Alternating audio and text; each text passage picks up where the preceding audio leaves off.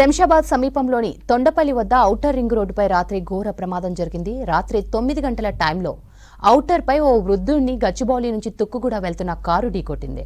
Car అద్దంలో వ్యక్తి ఇరుక్కుపోయాడు. పదునైన గ్లాస్కు తగలడంతో అతడి తల తెగి వెనుక సీట్లో పడింది.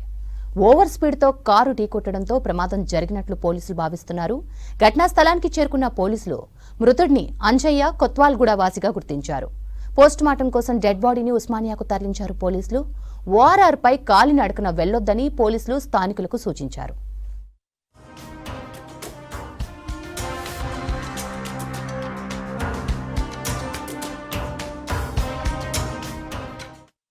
రాత్రి మన నెహ్రూ ఓఆర్ఆర్ రోడ్డు పైన తొండుపల్లి టోల్గేట్ సమీపంలో తోట్ల అంజయ్య అనే వృద్ధుడు రోడ్డు మర్చిపోయి ఓఆర్ఆర్ పైకెక్కి రోడ్డు క్రాస్ చేస్తుండగా అనుకోకుండా గచ్చిబౌలి నుంచి తుక్కుగూడ సైడ్ వెళ్తున్నట్టు ఒక కారు అతన్ని గుద్దడంతో ఎగిరి కారు మీద పడడంతో అతని తల కారు అద్దంలో ఇరుక్కొని తల ప్లస్ మొండెం రెండు సపరేట్ అవడం జరిగింది.